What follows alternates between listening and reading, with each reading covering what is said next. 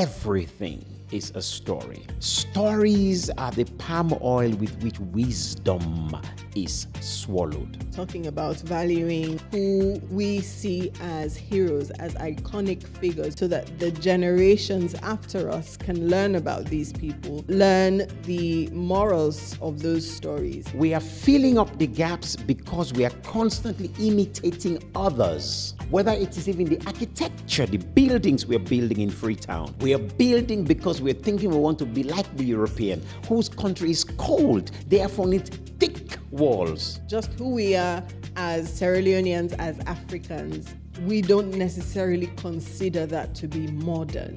We tend to look at what's happening elsewhere as the modern thing. We've got to accept that there are areas we need to really improve on in terms of how we see ourselves. We got attracted to another culture that introduced itself to us. We don't have to wait for Davido to come and wear raffia to tell us raffia is working. The Go Boy is wearing raffia for how many years now? Welcome to Honestly Speaking, the podcast where we have honest conversations about the issues shaping our lives. I'm your host, Antonia Howard.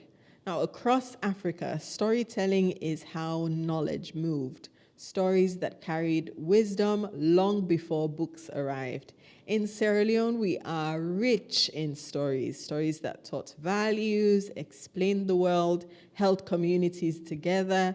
And these stories are usually told in the evenings. You know, we're sitting around an older person who is telling the story under a tree or by the lamplight in our family compound. You know, such a beautiful moment that brings everyone together.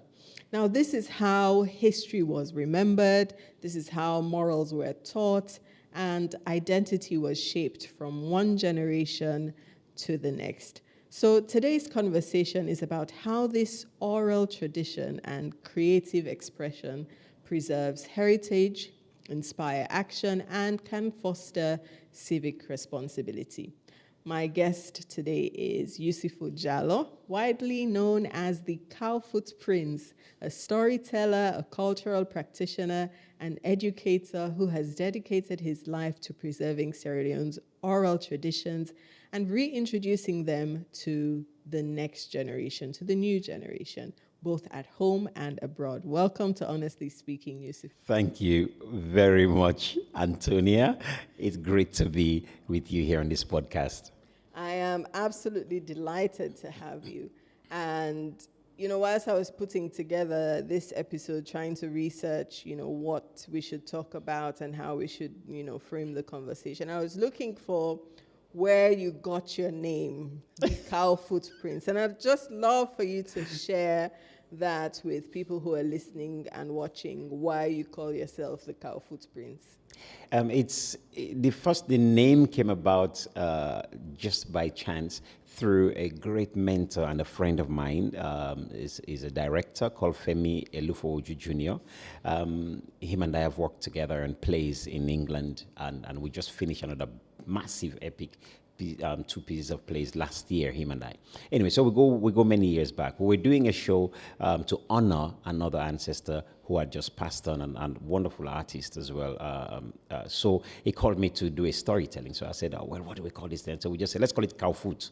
Just like that, just Cowfoot. So we did the show, and I called it Cowfoot. But then as it progressed, I realized that, I could make it, Africa's Cowfoot. And then that kind of like became the brand for a few years, Africa's Cowfoot, and I did big shows with Africa's Cowfoot. Then I decided to change it to say, well, I'm going to add a prince to it. And then it became Cowfoot Prince. But that was just the development stages. But then the awareness kicked in as to what was happening. I then realized I am Fulani. My surname speaks volumes to that. What is synonymous to Fulas? Is cows. Okay, so then that is my cultural axis. From there, I realized that, okay, when I stick to my culture, which I have done for many years, it has led me to success, many successes around the globe. So then I realized, okay, then the prince is the success. So when you stick to your culture, when you stick to what you know, who you are, you will become successful, whatever ways somebody wants to define their own mode of success. So hence the Cowfoot Prince on that one level, looking at the culture or my cultural identity. On the other level, it became what are your talents? What are your gifts that you're blessed with? Identify them, work on them, improve on them so that they add value to you, so that you are worth that much more for you to become the prince or the princess, in other words, becoming successful. So that's the other level to it. That is why usually on my post I always say, know thyself. You've taken African Sierra Leonean stories all across the globe, and as you said, this identity, this cultural value has, brought you so much, not just fame, but acknowledgement, recognition, you name it. And I wonder how storytelling became your life's work. Because as I said in my intro, this is something, it's part of our identity or cultural practices or tradition, whatever you want to call it. Very minimal now because, the tradition is changing a little bit. But this is something that is not unique to Sierra Leone. It's part of African culture and tradition. So how did you take something so, I wouldn't call it mundane, but, just something we do and make it your life's work? There's so many angles I could look at this from. Let me look at it philosophically. I do not believe God made us to actually come and suffer.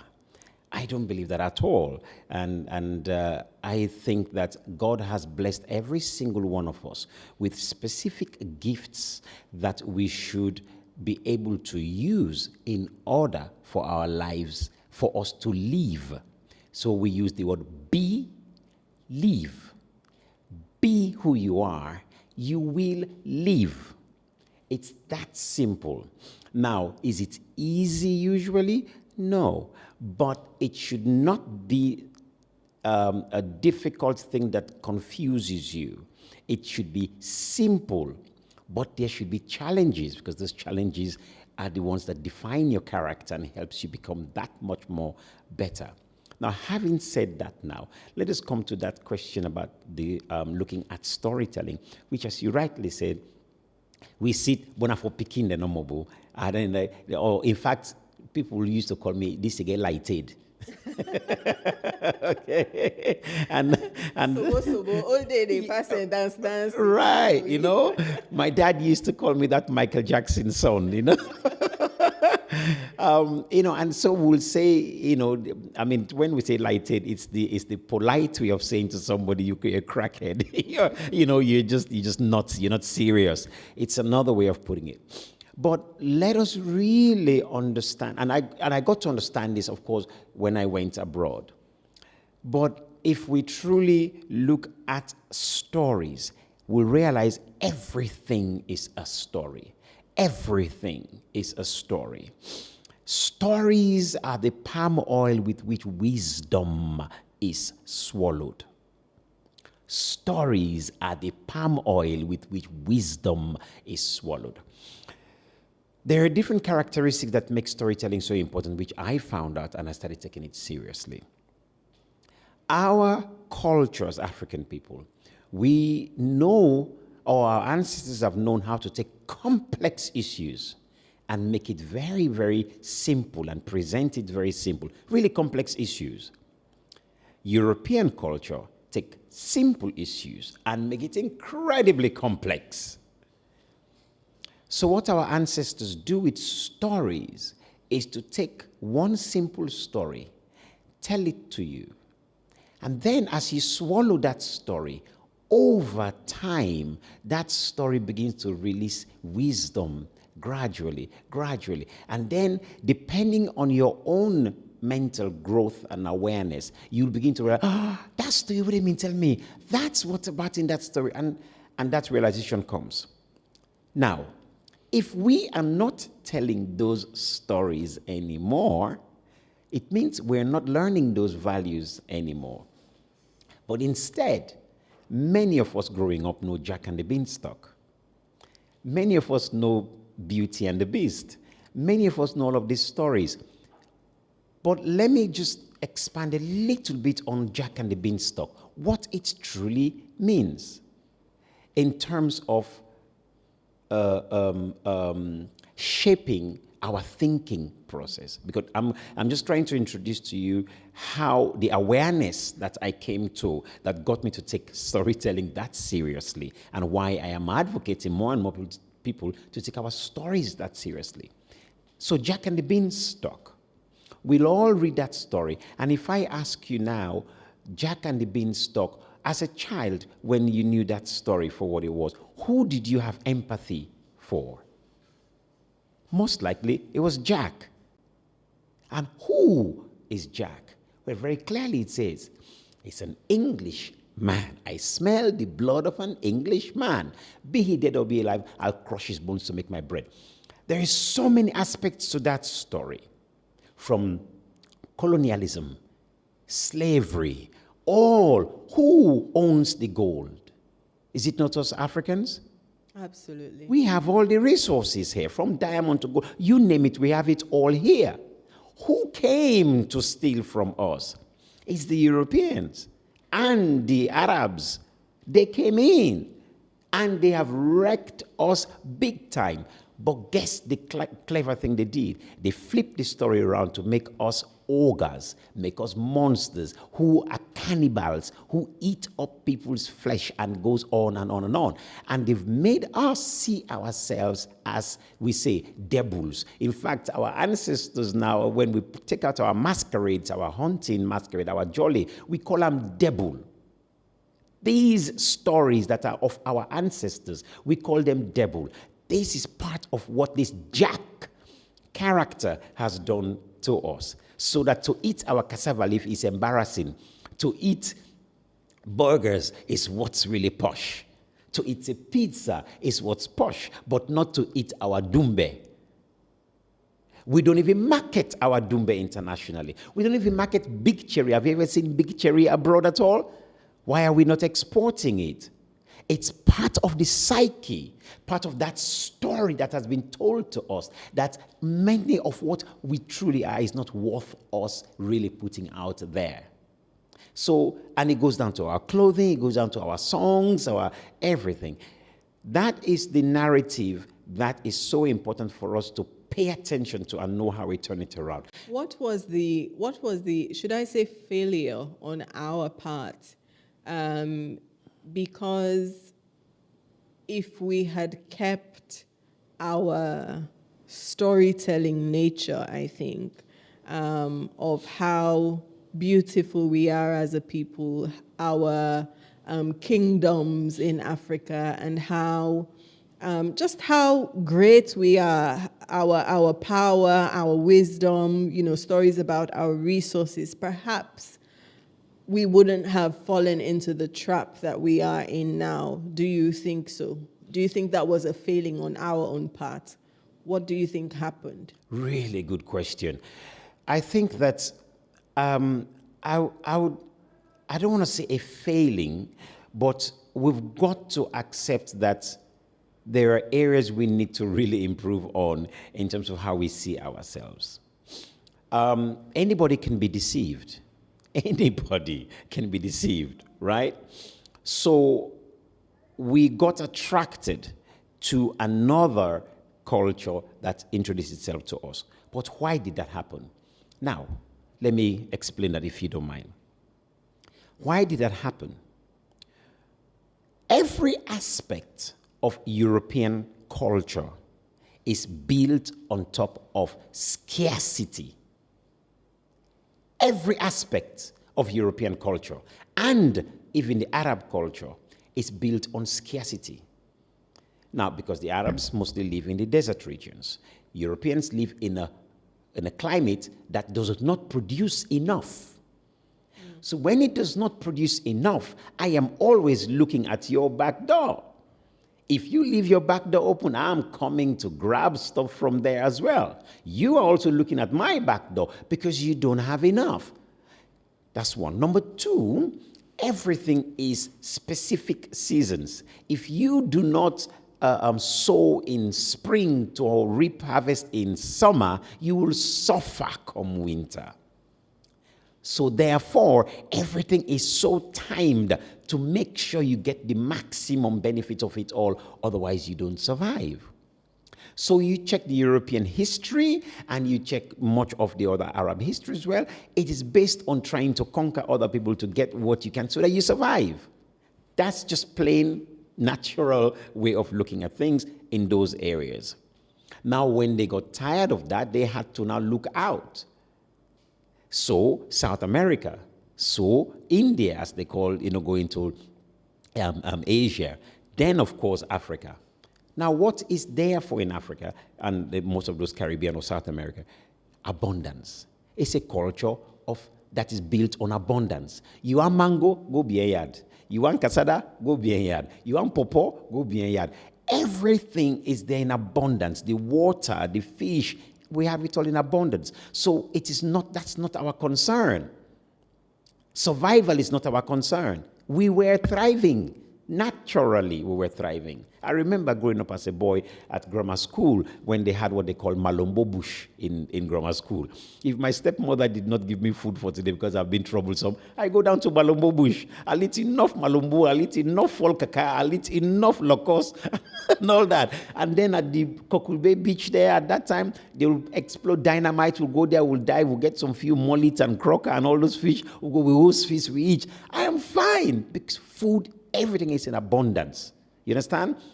Now, what happens when the hand of scarcity shakes the hand of abundance? When that mentality of scarcity comes into a place of so much abundance, it flips. It literally does somersaults because what it sees is a key word here. It sees opportunity. Now, when we think of the word opportunity, they've added another one to it, a window of opportunity. It's not a huge, wide open veranda. It's a window, which means it will shut at any time. So they will come in, grab as much as they could possibly grab back into their ships and bugger off because they may not get this anymore. Imagine what it would have been like when first ships came into the African continent, come into our shores and saw the clean ocean, the fish, and saw the mangoes, beautiful, dark-skinned women, gorgeous feet, strong men. Imagine what goes on. Now, if you've been abroad to England, America, or wherever, and I'll even dare say the Lebanese see this too, because they've come from a place where they've also been exposed to quite a lot. So when they do come here, when myself come into Sierra Leone, I see opportunities.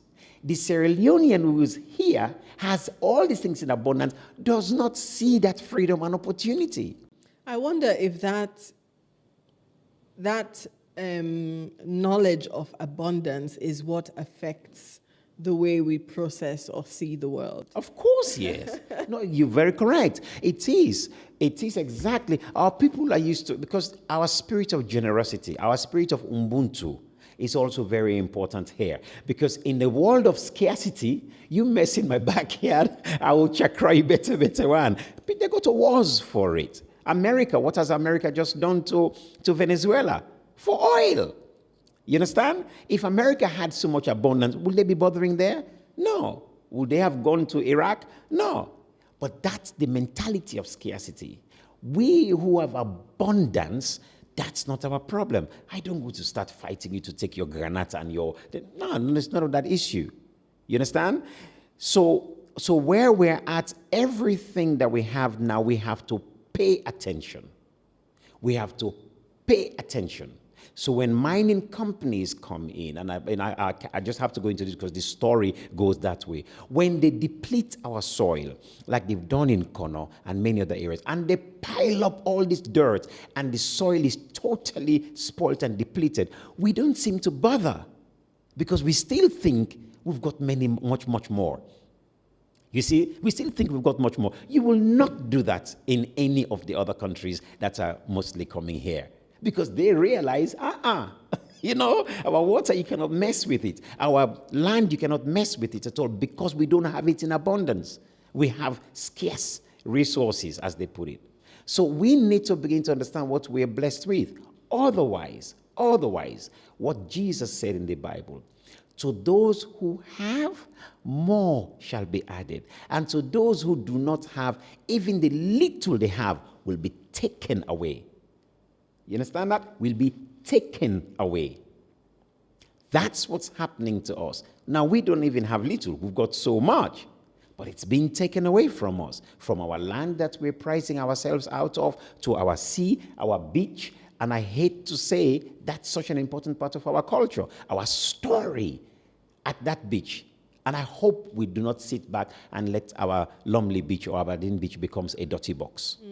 And where do you see storytelling playing a part to just change things, to raise awareness, and to open our eyes to what's happening? Very good question. A really, really solid question. How does storytelling come into it? Like I said, everything is a story. I've just come from South Korea, where they've got one of their huge palace there that is like so many years old. What they've done in that palace, the story behind it with their emperors who were there and so on.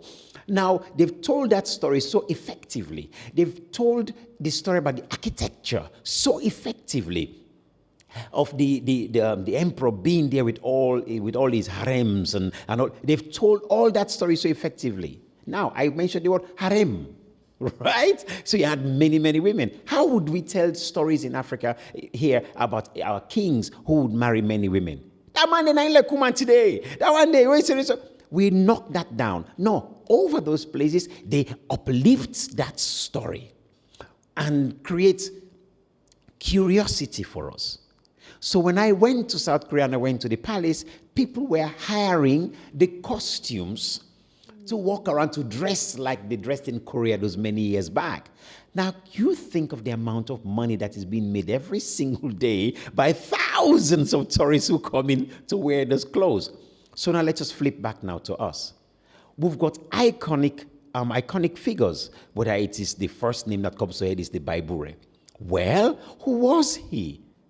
He was one of the very first African nationalist leaders who fought for our own self-determination and says, we will not pay no tax to nobody for what we have.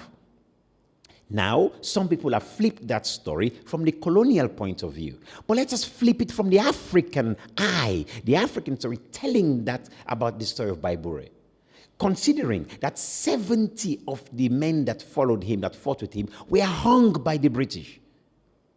Now try telling that story, say 70 British people who fought against the Nazis were hung. And you will hear how the British will flip that story for you to make those people amazing heroes. We're not doing that. So we need to be able to turn that story around in such a way where we create monuments for them. And if you want to come to Baibure town, Baibure place, let us make Ronko. My last tour was called Waka Waka Ronko. Let us make the ronko. Anybody who come, you want to dress like the way Baibure was wear, you can rent a ronko. You can wear a ronko hat. That's industry that we're creating there. So the stories that we will tell. I just had a conversation with Fode Dumbuya Labrom, the creative director of Labrom, and we had a conversation about our identity as Africans, as Sierra Leoneans, and not necessarily appreciating who we are, not necessarily owning that identity until it is validated by someone else. So I think that ties into what you're talking about, valuing who we see as heroes, as iconic figures when we look at our history, when we look at, what has happened to Sierra Leone in Sierra Leone before, and how we own that story and make it what it ought to be. Make it what it ought to be so that the generations after us can learn about these people and, learn the morals of those stories.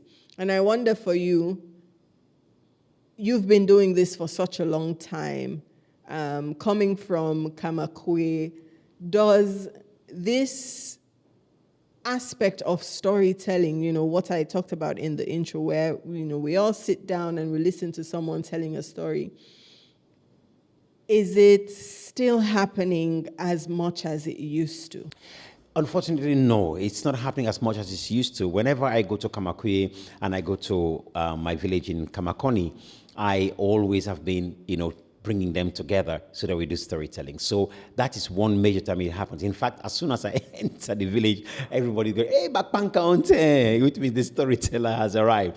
And it drove them together, and we light up a fire and we do this storytelling. And I've done it many times over the years. But I also went down to the Shabro Peninsulas, and I went there, spent time just this past March, and I spent time there researching stories, but also asking them, why are you not telling these stories anymore? I asked this question there, and I asked it in all the other areas that I've been to in Sierra Leone, including a place called Mondema in Kenema district. The answers they gave to me was chilling, to be honest with you. Top answer, because in those areas there's a lot of Muslims there.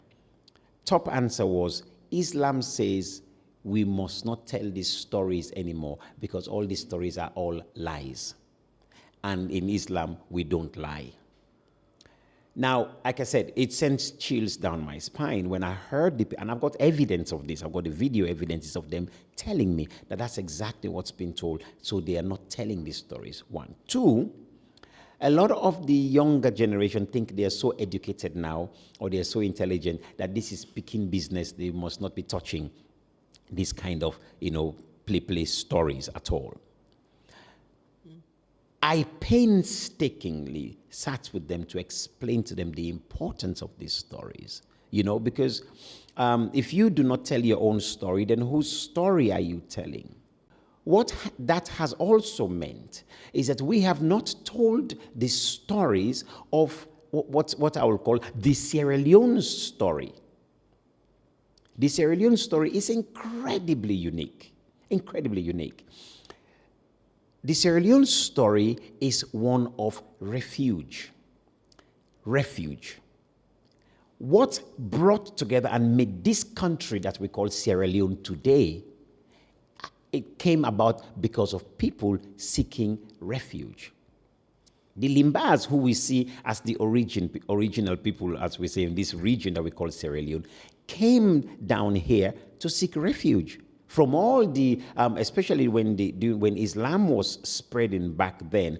It was spreading so fast, and many of the people who would come down from the northern regions will come down to capture many of the black Africans, to take them and put them as slaves, including the women and so on. So the Limba people moved from those areas to come and seek refuge in a much safer place. Now, then followed the Timini from the Futa Jalloh, who again fell away from there because of the influence of Islam and the slave trade. And of course, we talk of the Mali invasion as well that came in from the Great Mali Empire. So there were people who were coming here just to be at peace. There's lots of forests here, highlands here, mountains here that you can settle down and just be at peace. So the Timinis came down together, where today what we call the Shabro, the Bulum, they share all of these cultures together.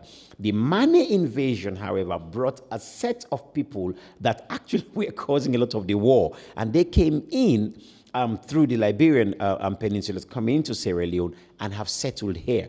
But one thing for certain is that story of Sierra Leone borders on refuge. Now, if we understand that story, what it means to settle as a Sierra Leonean in here, We'll understand how crisscross we all are as families, because you have Mansare up there, you have Kamara over there, you have all mixed up within the same country. They will understand we've all come from the same source. Why should we not be living in peace? Why should we not be looking after each other in this land where we've all come to seek refuge for peace? Freetown was built on peace, on refuge. People who have been enslaved, traumatized, sent over here, came, again, they were given land so that they could be at peace. And we had little skirmishes here and there, but that goes with the territory. But here we are. What makes this country so amazingly unique is that story of amalgamation, where we've mixed together so well in this place we call Freetown, and in many, many other places across the country, sharing names and all this stuff. My goodness me, if we begin to tell that story, Sierra Leone, my God, will just blossom in a way no other West African country will touch us. I am absolutely fascinated by how you just narrated that, from our history to what generally makes us who we are as Sierra Leoneans. And, we talk about it every now and then. We are a peaceful nation, we hold each other close, we are hospitable. These are the things that we talk about as the good traits of Sierra Leone and of Sierra Leoneans. And the question then is, how do we own that in a way that changes the narrative that we have built over the last 20, 15 years about Sierra Leone being, in fact, not even 20, 15 years, but I think from after the war, the story hasn't necessarily been a positive one. It has been, blue skies once in a while, but generally, we haven't necessarily held ourselves in such a positive light. Wow. Let me start with the proverb, know yourself not to cost, not good advice. Okay? To know yourself is not an insult, it's good advice. We are not seeking to know ourselves. I'm going to explain it in an interesting way, because you talk about owning this story for us. So first it's that to know yourself, so you know what you own.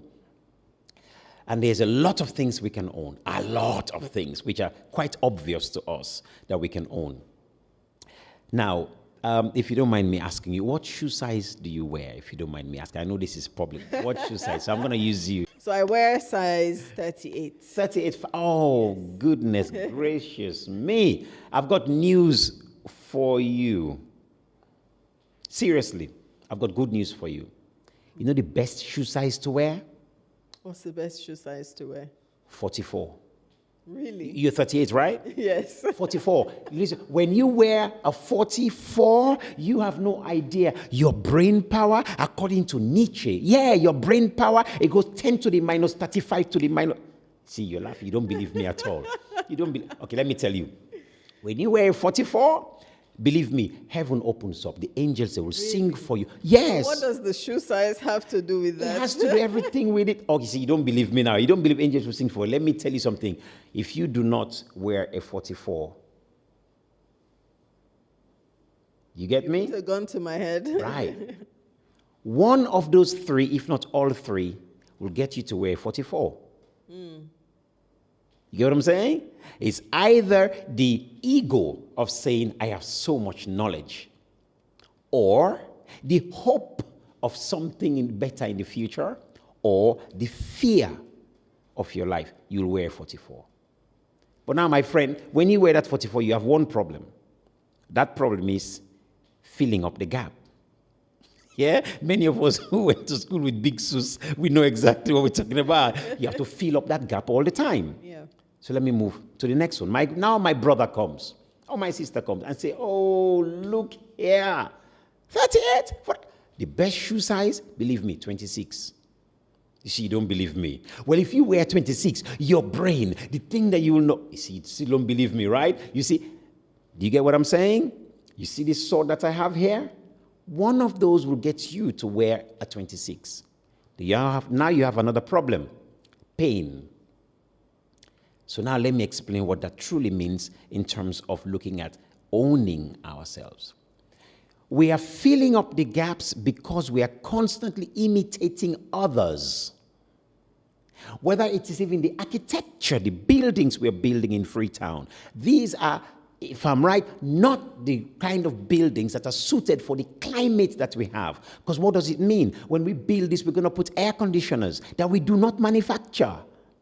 We are building because we're thinking we want to be like the European, whose country is cold, therefore needs thick walls, cement and all those things, when we could do with a lot of our own materials here and build houses that would really take into account the environment that we have. So therefore, we are building buildings that we're not able to maintenance. And the more we try to grab money to try to maintenance these buildings, it's costing us so much. We bring in huge cars that we do not manufacture, that we don't have the parts for, but we bring them here. Why? Because we want to be like the others. We are filling the gaps. We want to develop our politics like democracy, like Europe, and all that confusion leads us to elections that cause a lot of fightings and killing. We're trying to fill up the gaps, so we go borrow money from IMF, we borrow from this and put ourselves in debt because we are filling up the gap.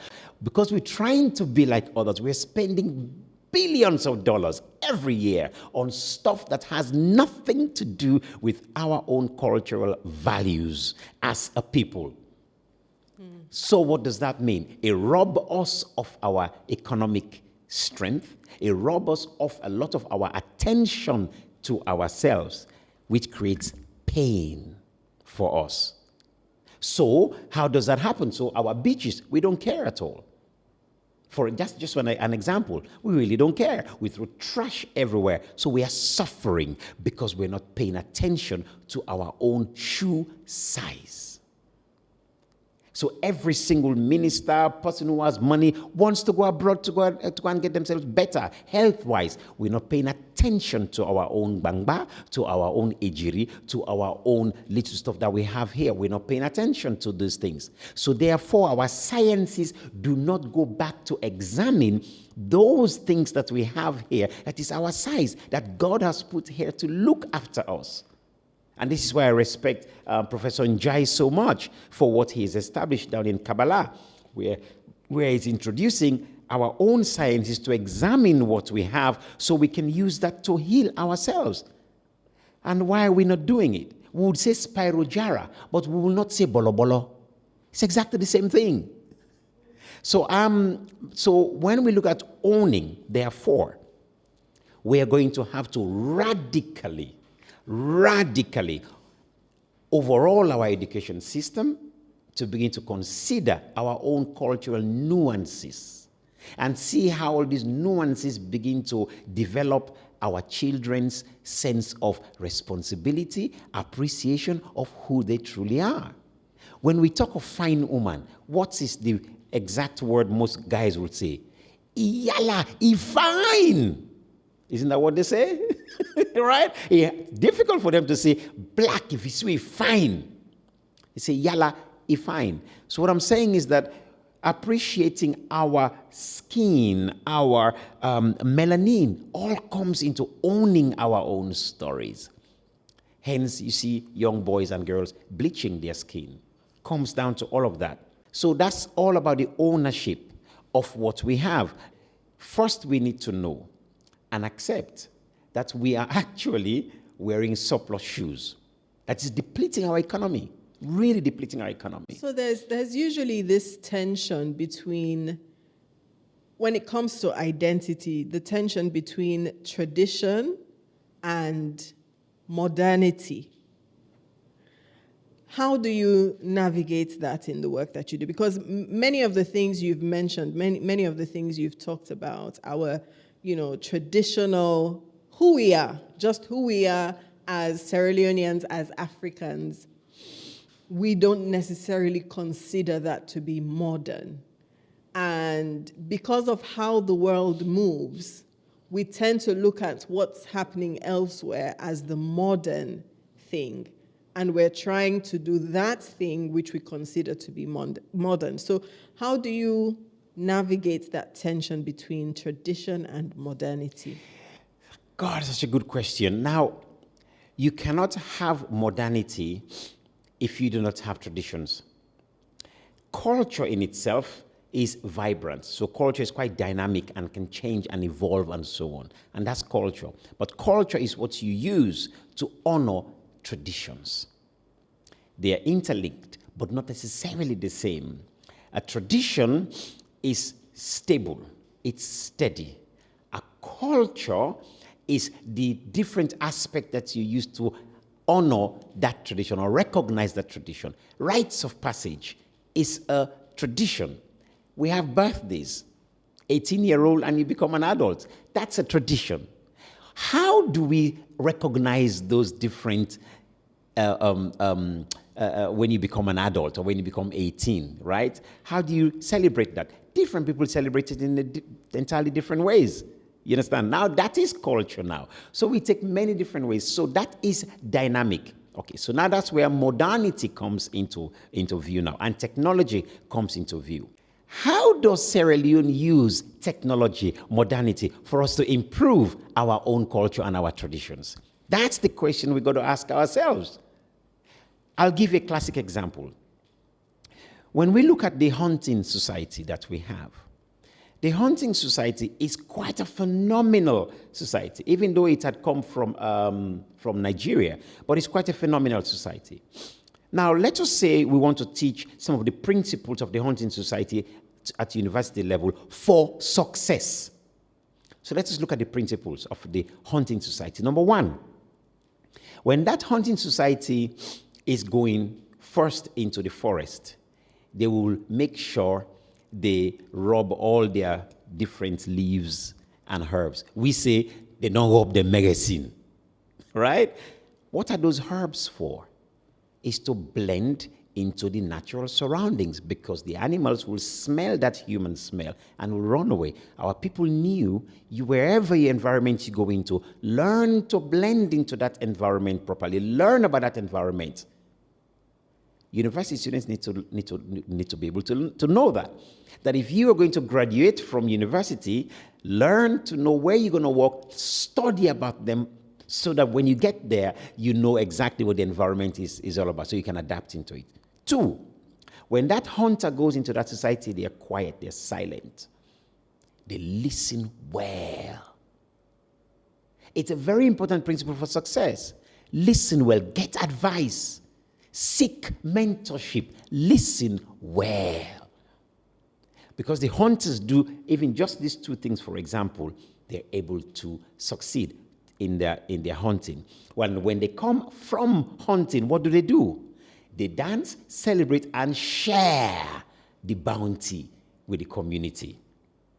See? So your success as a student is not just because you want to get success and get money and just for yourself, but you share in the community. This is a very important African value, an African story, that we share with each other what we have.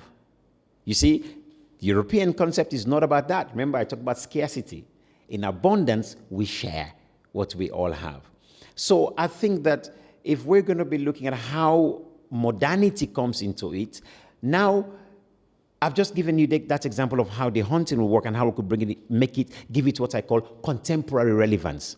Well, when I went to China and I went to the, how they call it now, the terracotta warriors, where that was. Every single work that the archaeologists did there to unveil all of those terracotta warriors had to do with technology. You see what I'm saying? It had to do with technology. Now, but not only that, the lighting systems, right? Leave there. Every security stuff that they put there had to do with technology. So what they've done is they've developed technology in order to enhance their own culture. We, on the other hand, have been taking on technology and actually condemning our own. Why is our museum, our Sierra Leone National Museum, so tiny? Why? It shouldn't be. Why have we not got cultural centers right across this country? The Mendes have so many different masquerades and many other things that should be put in areas where we are using technology to enhance all of those. Today, I was just coming and I watched my social media, and I'm seeing the Mende drummers now using the European drum kits now to drum for the Mende drumming now. You understand? That's what they're using now, that with the snare drum and so on. And I asked myself, excuse me, don't we have Mende people anymore who know how to create our own snare drums? Why should we be buying it from Europe? Why have we not invested in those Mende drums and create employment and create the technology and improve on that technology for those Mende people to play their snare drums and get others to come and buy from us? Why have we not done that? And it goes to our clothing, it goes to our food, everything. In South Korea, what I saw there stunned me. What do we do with krao in Sierra Leone? We crepe the krao and usually give it to the Dregmande. Thank you very much. I love my krao, but in South Korea, I saw them putting krao in packages and selling it in all different spices. You know, we used to do that as well when I was growing up. Fufu krao. Yes. So now, this is now where those who are entrepreneurs now blend, or shall I say team up with the storyteller who now creates the narrative for that krao or that fufu krao or for that big cherry mango or for that black tomla or for that lemongrass or for that timbre and lapa or for that baibura ground. Now you team up with that storyteller who now knows how to tell the story to bring your branding out. And this is what we've got to really figure out very well. Technology is abundant right now and easily accessible, and we could use it to brand all the different aspects of what we have here as culture. And my God, what... This is part of the work that you're doing. This is what you do, taking stories, African stories, Sierra Leonean stories all across the world and selling our culture, telling people who we are. What values do you think would help bring Sierra Leone, you know, I don't want to say to where we were before, but to enhance some of the good traits that we have as a people? I like that, good traits that we have as a people. Maybe I think maybe we'll put it like, say, where do we want to go as a Sierra Leonean? As a nation, where do we want to go? You know? And I think if we can clearly define where we want to go, then really we should know which stories we want to tell. So initially I had said that the Sierra Leone story is a story of refuge. It's a story of peace based on why many people came to this and settled in this particular area.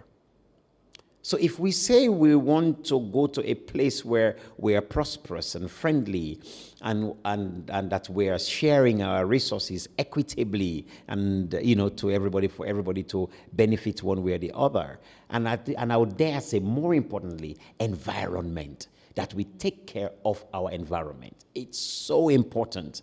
If there's any story I think Sierra Leone should be looking at, is valuing our land.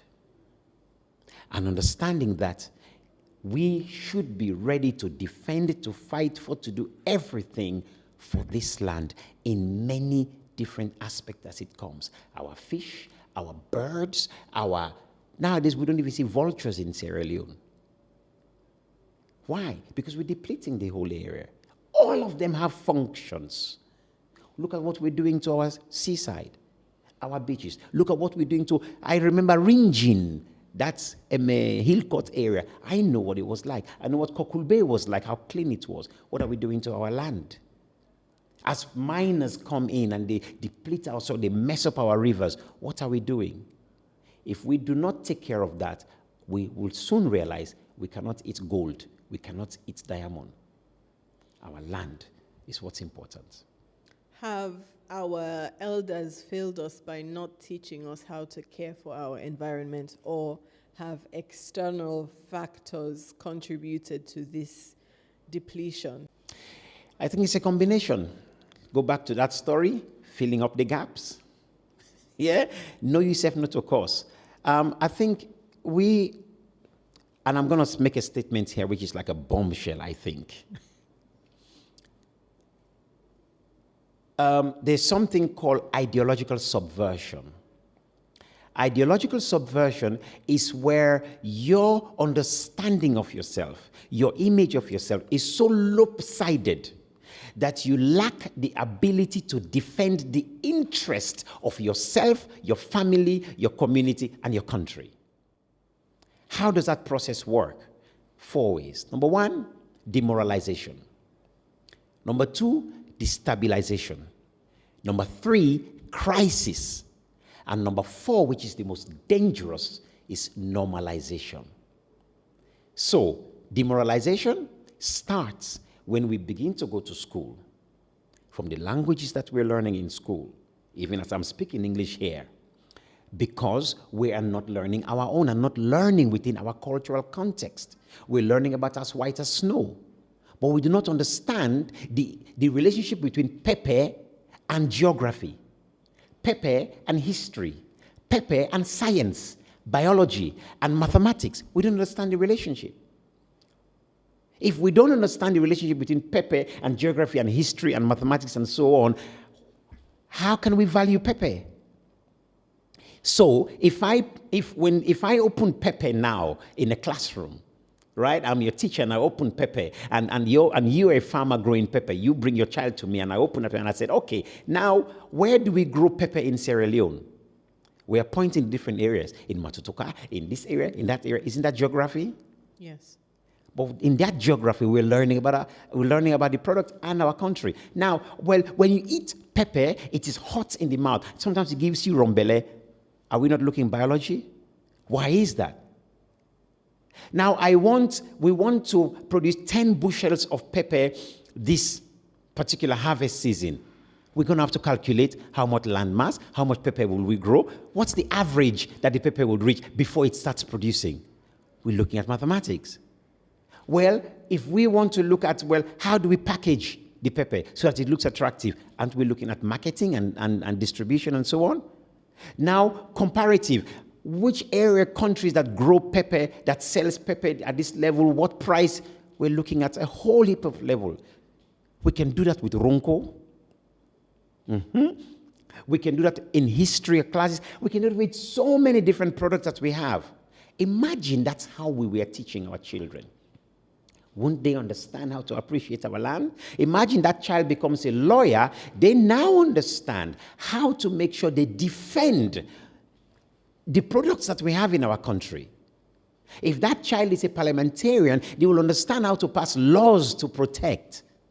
And we can go on and on and on and on. Do you see what I'm saying? Yeah? But what we're doing is we're learning out of the context of our culture. And for as long as we're doing that, we will not develop these that we have. So that creates demoralization. And then it creates destabilization, because what we've gone to learn abroad, when we bring it here, it does not necessarily work. Plus, the mental attitude we have towards our villagers, we see them as they not have been acting their uncivilized namunku. That's how we call them. These are the people who are preserving our heritage. They've suffered through it, died through it. But we are looking at them and demoralizing them and lying to them through politics and not giving them better hospitals, not giving them good roads, not giving them anything whatsoever to help them appreciate where they're at. So what do they want to do? They all want to leave the village and go away and go on temple run. That's destabilization. And of course, we've had the war, major destabilization, which is crisis now. The crisis comes now when we go into the civil wars, when we go into coups and all this stuff, all because we are going through this ideological subversion. So through the crisis, what happens? Foreigners come in. Let's come and help you to get peace, as if we do not know how to make peace. And now when we come in to that peace, normalization comes in.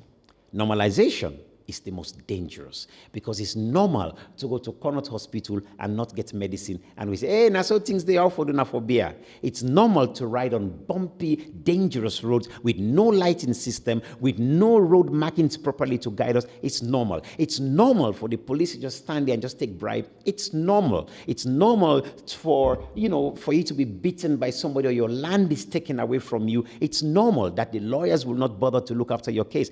That's normalization. It is the most dangerous stage. That's where we are at in Sierra Leone. Normalization. We're going to have to really understand that if we're going to solve this thing, our education system needs to be sorted out. What we call Furabe College today, we need to be able to be looking at that college and quoting the stories of Salia, the stories of Chris Durin, the stories of Dr. Olo, the stories of all of these amazing icons that we've had in our country. Research them and begin to learn what are the examples that are set by some of these people that show us how to build a fantastic nation. That's where we need to be getting to. Yeah, and where do you see your role in all of this as a storyteller, as a cultural practitioner, you and others who believe in the power of stories, who believe in the power of preserving heritage and culture? I think a storyteller is very important. Modern storytellers today, we call them news journalists and so on, like yourself. Okay.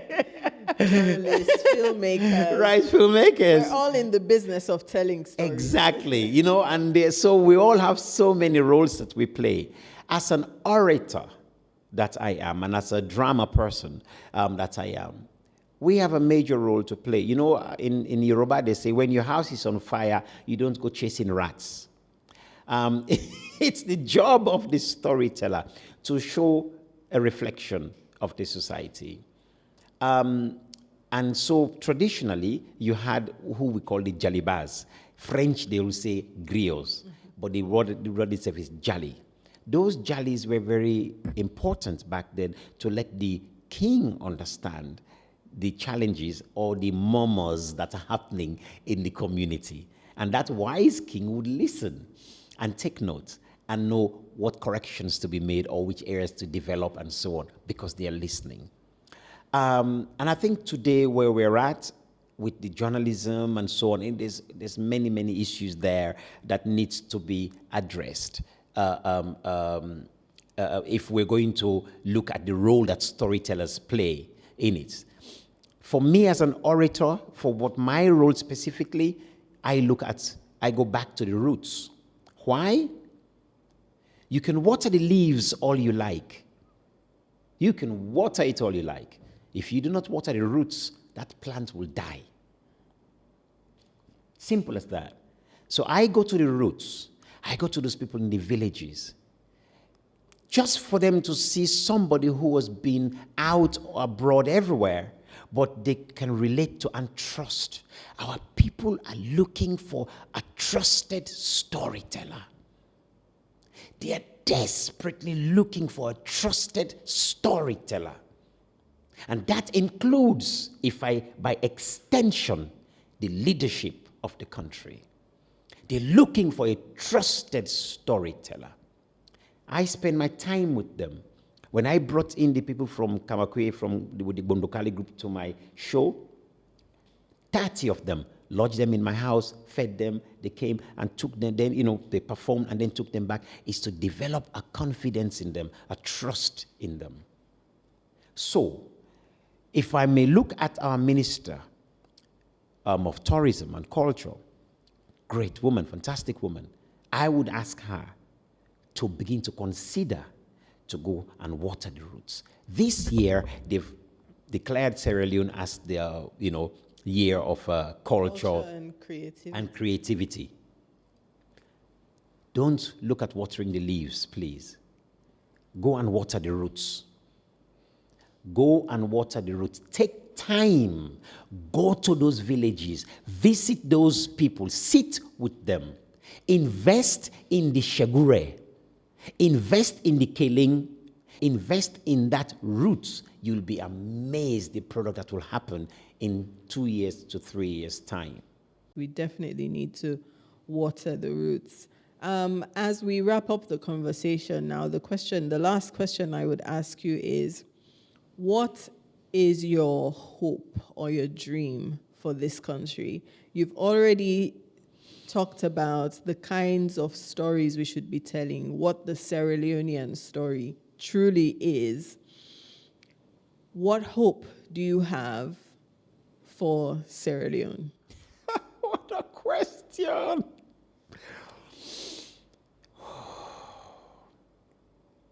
I had made 2 statements before. One on my film documentary. One where I said, I love my country, but Sierra Leone is a country I hate to love. Many people who've watched my documentary would know that. And that comes out of pain. And I'm sure there are many people who relate to that. That we love this country. And my God, it's painful loving this country. Secondly, I said that Sierra Leone, not like a fine country rest, but with plenty of stones. So my hope for Sierra Leone is that we set a foundation for our children to prosper. That we set a mindset of deserving. That to set a project that is going to build 100 simple, affordable housing for our people should not be an issue. It should not be an issue. We have the resources to do it. We have the wealth in this nation to do it. That we can set these basics up for our people. It should not be an issue that we should set hospitals and clinics for people in places and not lie to people that, oh, every 5 miles radius there is a clinic. We all know it's a lie. We can't afford that in this country. It's such a small population. Barely 7.5 million people. I say barely. And the country at large has so much resources. So my hope, and hope is not something I really like to talk about. I like to talk of knowledge. It's either know it's going to happen or it's not. Hope, belief, it's the same thing. It's like having a very powerful car, and I'm going to give it to you for your birthday, right? And your birthday, man, and what's your car dream? Tell me, what is your, tell me. I don't have a car dream. You didn't have a car? I'm not a car lover, generally. You're not a car lover? Okay, but let's just assume that your car that you'd want is a powerful Lamborghini. Yes. All right? It's a Lamborghini. But I'm going to get it for you for your birthday present, man. And the way I want you to drive that Lamborghini, you drive, right? Do you drive at all? Fantastic, you drive. But I want to give it to you on one condition. You need to drive that Lamborghini. I'll sort every insurance, everything. But I want you to drive it. The gear needs to be in neutral when you're driving it. Would you accept that deal? Absolutely not. Why? Because a car on neutral doesn't go, you can't control it. Right, it goes nowhere. Control it, yeah. That's where we're at. Powerful, beautiful country, but we're neutral. We're revving that powerful engine. We're going jack nowhere. I hear politicians talk. I hear, activists talk. We're going nowhere unless we engage in gear. And I dare say, the gear that we need to engage in is our cultural gear. That's what we need. That's the number one gear. Everything else now comes after that. Our number one gear, know yourself, not to cause, not good advice. Engage in number one gear. So it means ministers, it means leaders. Engage in those people in those grassroots areas. Engage them. Engage in our history. Engage the universities in researching our history. Get our school children to travel crisscross this country to learn about Malumbo, to learn about Black Tomla, learn about Tombi, learn about all these things. What are their uses for us? How could we make all these things economically viable? Include them in the schools. How important is our dances? Make the Sampa dance a wonderful dance that could be taught in schools, and then invite people from abroad to come and learn the importance of Sampa dance. All our rhythms, our gumbe, our dumbulekun. Why is bubu? That we're the only ones who play bubu in the entire African nation, if not the entire world. We're the only ones who have it. How are we going to market that so that people will come to Sierra Leone and buy toys bubu? You understand me? And buy bubu t-shirts. And that becomes part of the narrative. Senegal, they've got mbalak. They play their mbalak music and their sabar drums. It's so unique to them. Yusundo use it. All of them use it. And that's huge. Why don't we use the same thing? So that for me is when I say we are engaging in gear. So for me, hope is one thing, or belief is one thing, but knowledge is the other thing. Knowledge is the thing for me. I want to know that we are engaging in that bubu, and we are in a position where we are plotting and planning how we're going to market that bubu in every way, and actually counting the amount of finances, resources, money-wise that would come back to us in the next few years when we invest in this bubu, when we invest in the ronko, when we invest in our timri and lapa, our ashobi that the print and all those things like Shiba Concept is doing, for example. Brilliant job looking at the print and designing it in different ways. I want to see us do that with knowledge. Today we have fantastic Sierra Leonean designers. We don't have to wait for Davido to come and wear raffia to tell us raffia is working. The Goboy is wearing raffia for how many years now? But thankfully we've got many designers today who are working with the diaspora and the home base working together. That's my other thing. And again, I'm not hoping for that. It has to happen where the diaspora are working with the home base. So the knowledge is being improved on and expanded on. That is where I'm talking about using technology to enhance our culture. When I go to the village, I put a projector up for them to see what I do with their stories all around the world. I use technology to enhance the culture. So it's no longer hope for me. I want to see that in practice. This is the year of culture. Hopefully this is the year we begin to find the salvation of Sierra Leone, which lies in us working with our culture. That's the salvation. Thank you for that, Usifu Jalloh, the Cowfoot Prince. It's been an amazing conversation. That's it for today's episode of Honestly Speaking. Thank you for listening and being a part of these important conversations. If you've enjoyed today's discussion, please like and share. And if you're feeling inspired, do leave a review. I'd love to hear what you think. And of course, carry on the conversation online. Share your thoughts, experiences, and ideas using hashtag HonestlySpeakingSL. Until next time, stay curious, stay engaged, and stay honest.